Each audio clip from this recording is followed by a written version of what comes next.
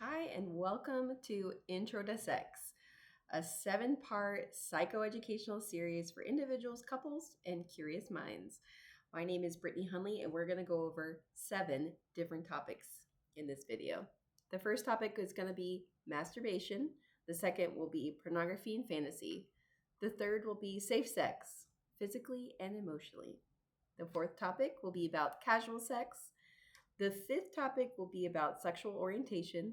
The sixth topic will be about ethical non monogamy and polyamory. And the seventh will be about kink and BDSM.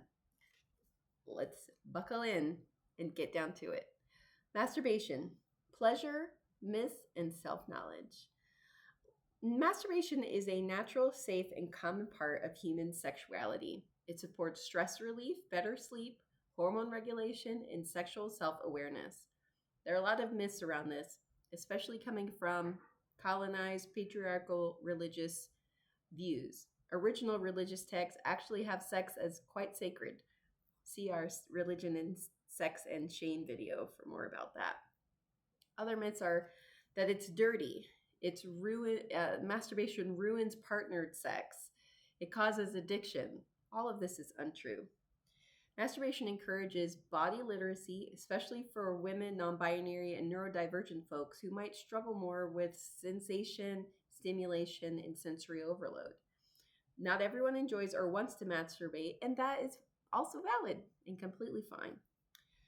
There are a lot of fun ways to explore masturbation. You can use mirrors or touch mapping to increase body awareness. Touch mapping is where you touch different parts of your body and see, kind of scale it, how much you enjoy or don't enjoy the sensation of touch in that area. You can practice mindfulness or even fantasy based masturbation styles. So you can imagine scenarios in your mind or use things that enhance fantasy masturbation. You can also use toys and have safety and safe practices while you masturbate. Let's move on to our second topic: porn, fantasy, and when it can become problematic. Porn and fantasy are forms of erotic stimulation and imagination, not moral issues. Fantasies do not equal desires. Many people fantasize about things, sexual acts, and topics that they don't want to do in real life. There is ethical porn, porn that's made consensually, fairly, and respectfully. The use of porn can become problematic if it causes distress, dysfunction, or compulsivity, but sex addiction is not a thing. If you're, watching pornography in public spaces, if you're watching it at work, if it is causing you to break laws or harm your physical body by over masturbation, that is problematic, but it's not an addiction. Let's normalize the desire for diversity and fantasy and sexual scripting through pornography. It's good to check in with yourself. Is pornography still pleasurable, or is it numbing me? Am I watching it for arousal purposes, or am I watching it for entertainment purposes, which can change our ability for sexual arousal? Use diverse, inclusive, and ethical porn sources. If you need help with that, just reach out. And explore the role of fantasy without any shame. Next section: safe sex, physically and emotionally. So physical safety is very important when it comes to sexual contact with other people. There are sexually transmitted infections, formerly known as sexually transmitted diseases, but so many of them are curable now that we've changed it to infections, which is great news.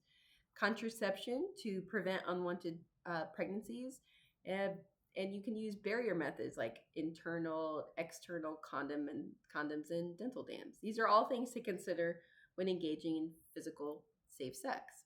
There's also emotional safety. So there's feeling safe enough to have conversations about addressing the physical safety.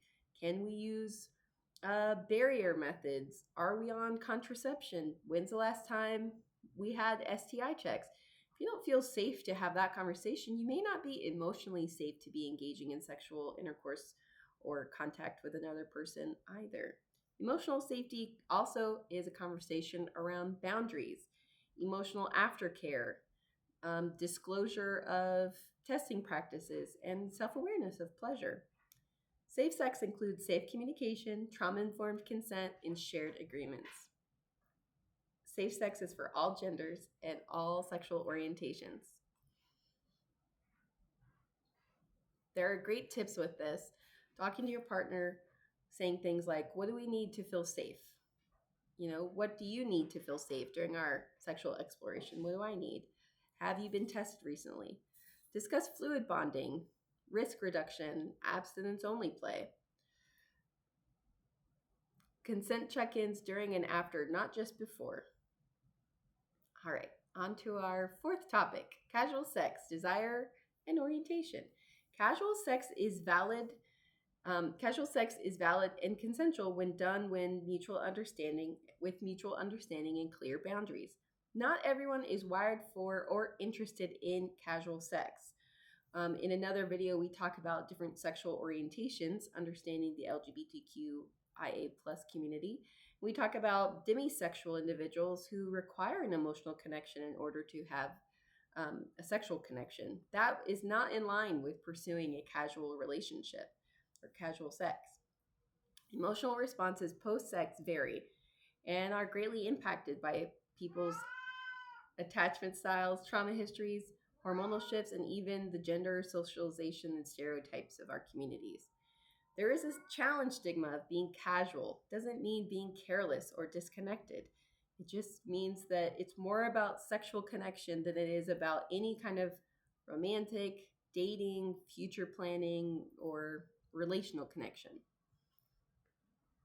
Self-reflection is really important when it comes to talking about casual sex. Asking yourself, why am I choosing casual sex? What do I want from it? A lot of folks, when they ask themselves this question, discover that they just feel that it's the expectation of society and dating right now.